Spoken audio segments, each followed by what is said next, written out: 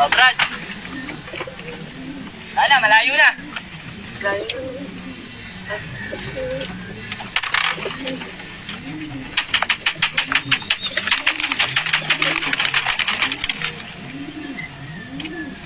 Ay, si ba, pagpakang ko yan. Mukhang galing sa pedering, ano? Ayun. Balaan.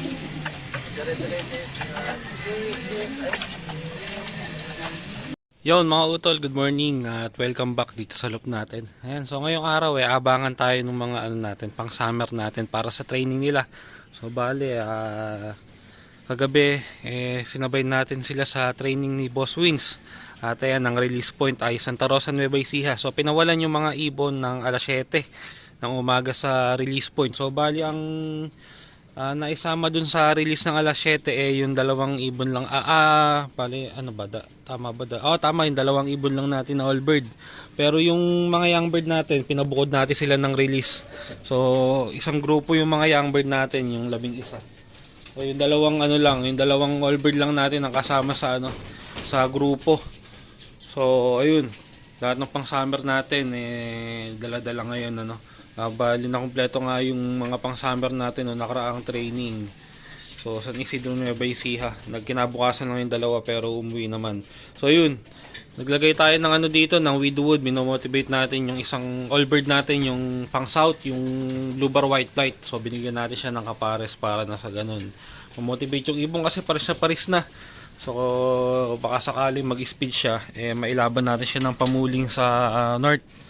Ayan, abang-abang tayo dun sa mga ibon natin na manggagaling ng Santa Rosa, Nueva Ecija. Ang oras natin 7:34 na.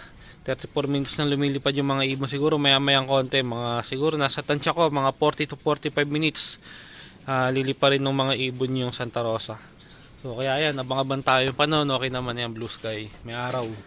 So kaya baka maging okay naman yung win ng mga ibon natin. Kasi yung mga young bird nga natin, isang grupo lang yun. Hindi naman yun kasama doon sa marami.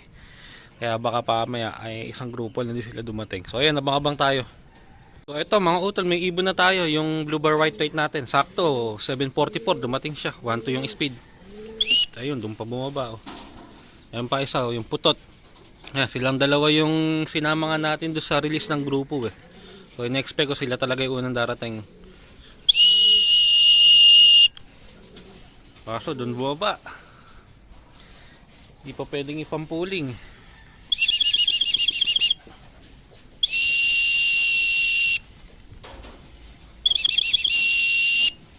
Pasok. Ayun, nauna pa tong putot.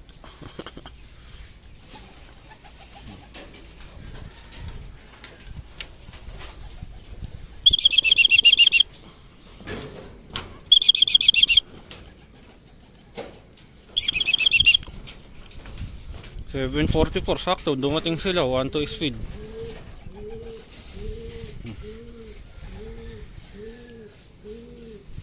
Yan yung dalawang ibon natin.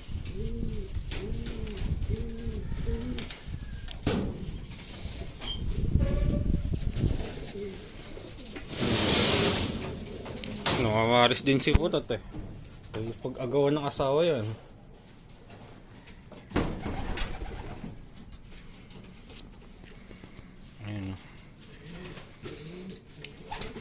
Ayun, hindi pa niya masyadong kabisado kasi kahapon ko lang siya pinarisa ng hapon bago ikarga.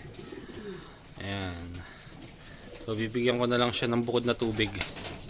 So ayun mga utol, abangan naman natin yung grupo ng mga ibon natin dahil ayun nga, bukod silang pinawalan. Mas huli silang pinawalan kaysa dun sa dalawang ibon natin. So kaya ayan, sigurado maya-maya lang nandiyan na rin yun dahil siguro mga 3 to 5 minutes lang yung diferensya nung release nung grupo saka nung grupo nanto saka yung grupo ng sa atin. So yun, abang-abang tayo. Sana isang grupo lang dumating yung mga ibon natin. Wag sana silang maghiwa-hiwalay. So abang-abang tayo, ang oras natin 7:49. Ayan. Yung dalawang ibon ito yung kanina. Yung dalawang all bird. Ayan yung si putot. Ayun yung isa naman nasa asawa niya na. So ayun. Sakto 7:44 nung dumating yung dalawa na yun. So abang-abang tayo. Ayun mga utol, ito na yung grupo. Sana? Ayan o. 2, 4, 6, 8, 10. Kulang ng isa. 2, 4, 6, 8, 10. Tama, kulang ng isa. 11 to, sa 10. Dumating sila. 750. Ayun, sakto. Ayan, isang grupo lang kaso kulang naman ng isa. Ayun, meron kasamang hindi sa atin. Dalawa kulang natin. Siyam lang ang sa atin dito. Ayan o. O yun, hindi sa atin tong white light na bluebird na to. Bumaklas pa yung dalawa.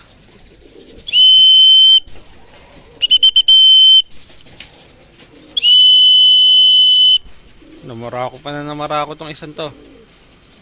Pasok na kasi. Tingnan, baka lumipad kasi. Sigurado lilipad tong dalawa na to pagka lumipad tong bluebird white light pag lumapit ako. Nako. Ay, nako, bahala nga kayo dyan. O, ayan. Lumipad na, umalis na yung lock visitor. Ayan, ito yung mga ibon natin. Bali, siyam nga lang yung dumating na grupo, kulang ng dalawa. Bilangin natin. Isa, dalawa, tatlo, apat, lima, anim, pito. Pito. Walo, siyam. So, yun na, siyam. Kulang ng dalawa. Ayan, pumasok na yung barakong pasaway. Naiwan tuloy itong hen. Ito eh, gusto pumasok kanina kaso binarako niya ng binarako. Ayan.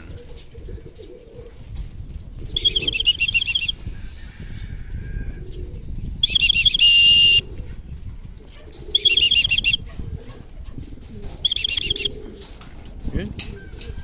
Ito isa, ayan o. Ayan, yung isang ano, kulang natin. Isa na lang ang kulang. Ayan, sino ba to? Yung hen natin na NHPC. Para paronda.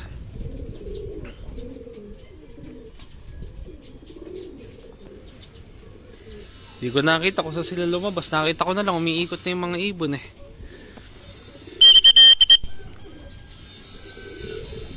Oh, doon pa bumaba. Yan na natin yan. So kulang pa tayo ng isa. Ayan, ito na.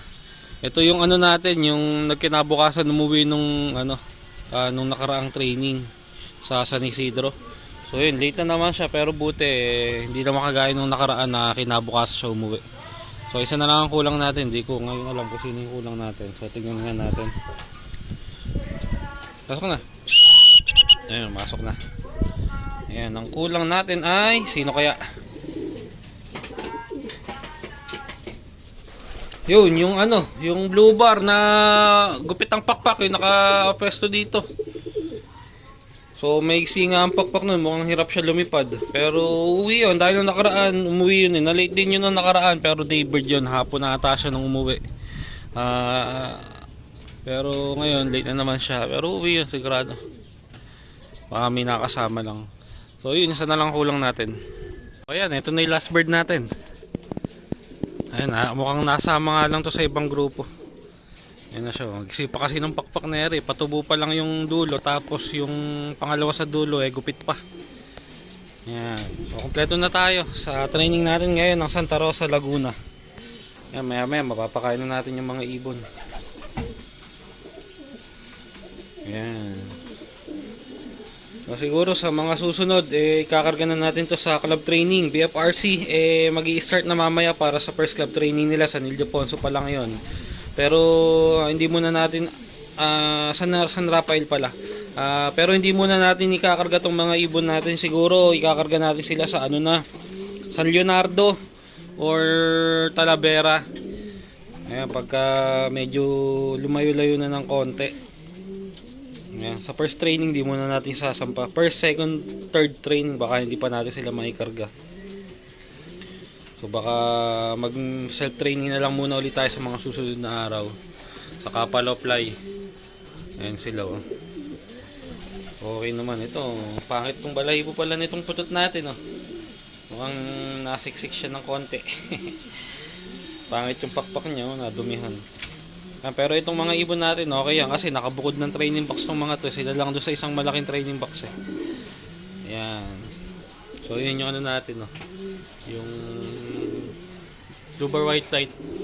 Kapares nyo. So, sana ma-motivate natin siya. Ayan, yung mga ibon natin. So, maya-maya, pakakainin na natin to. Ayan, hawak natin yung last bird natin. So, yun nga, pakita ko sa inyo yung pakpak ng ibon. So, maiksi pa nga yung pakpak nito. Ayan, yung dulo. Tumutubo pa lang. Tapos yung pangalawa sa dulo, nakagupit pa. So kaya medyo hirap lumipad yung ibon, pero yun nga buti. Nakakasabay naman siya sa ronda, saka ayun, umuwi siya sa training. So malapit pa lang naman yung training, pero syempre ramdam ng ibon yung yung hirap sa paglipad dahil nga sa pakpak niya. So yung dulo masakit yan kasi patubo pa lang, tapos yung pangalawa sa dulo gupit pa. So kaya talagang medyo apektado yung paglipad ng ibon, pero yan buti. Nakakauwi naman siya. So hindi ko kasi mabunot ng sabay yung dalawang pakpak niya kasi hindi siya makakalipad. So nung mga nakakaraan nga nagpapalakas tayo ng mga pang summer, sinubukan lang natin kung makakasabay siya dun sa lipad ng mga ibon natin, pero yun nga buti nakakasabay naman yung ibon. Ayan, at ayun nga hanggang ngayon nagtotas na tayo, sinasama na natin ng ganito yung pakpak ng ibon. Ayan, no? So okay naman, nakakayanan naman. Nalilit nga lang siya, pero yan buti umuwi. So paghaba ng dulo ng pakpak niya, saka natin to bubunutin para tumubo na rin ng panibago. So yun lang naman ang problema niya, yung dalawang dulo ng pakpak. At malapit pa lang naman yung nililipad niya, kaya okay pa yan. So paglayo, sakto pagka tungtong na ng malayong training, pag nag club training na tayo, mahaba na tong dulong dulo na to, at ito naman patubo na. Ayan. So BBC to, young bird. Matagal pa naman ng BBC. So kaya sakto lang yan. Kesa lang hindi natin siya mailaban. So yung mga kasamahan kasi niya, na pwede ring na natin yun. Mga kompleto na pakpak nun. So siya na nga lang ang may diferensya sa pakpak. Saka yung dalawang young bird, pero yung dalawang young bird, di naman na natin pinwede rin yun, kaya ala naman ang problema dun.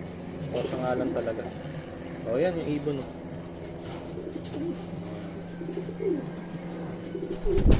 So yun mga utol, pinakain ko na yung mga ibon natin at sila nagkakainan na at mga gutom na rin. Ang oras natin ay 8:13. Tapos yung isang pares, ayun, binigyan ko na lang ng bukod, tapos na kumain, konti lang naman yung binigay ko. Ayan, no? Ayan, tapos yung mga pang north, gutom na rin, nagwawala na. So pakakainin ko na rin yan maya-mayang konti. So ayan, kumpleto tayo ngayon training natin ng Santa Rosa, Nueva Ecija. So tuloy-tuloy lang yung training ng mga pang summer natin hanggang sa mag club training na nga, hanggang ikarga na natin sila sa club training. At yun, sana walang magkasakit sa mga pang summer natin, kasi ayan, pagka ganyan nag-start nga ang training ng mga ibon, nandyan yung sakit, one eye cold, adeno. Pero galing na sa adeno tong mga ibon natin, saka nagka one eye cold na rin sila. Kaso syempre hindi pa rin natin masasabi, pwede pa rin silang balikan ng one eye cold. Pero yung adeno, baka hindi na. Ang delikado na lang sa adeno dyan, yung dalawang habol natin, ito yung blue, checkered white light na mag-nestmate. Nasaan ba yung isa? Ayun, no? Ayun, yung magkatabi na yun. So sila lang yung dalawang delikado sa adeno, kasi nung time na sinampa ko sila sa adeno, nung time na sinampa ko sila dito sa loob, magagaling na yung mga pang summer natin sa adeno. So hindi na nila dinatnan yung sakit na adeno dito sa loob. So kaya ayun, nakaligtas sila noon. Pero ngayong mag-i-start na yung training, ewan natin kung makakaligtas sila. So sana wag naman na silang tamaan, para nang sa ganun magtuloy-tuloy na yung training ng mga ibon natin. So ayan, yun yung mga bata kasi na pang summer natin Ayan, mag-nestmate yan. Ayan yung isa. Medyo naglulugon pa lang sila. Ayan, so yun lang mga utol para sa araw na to. Hanggang dito na lang yung video natin. Maraming salamat sa panonood mga utol.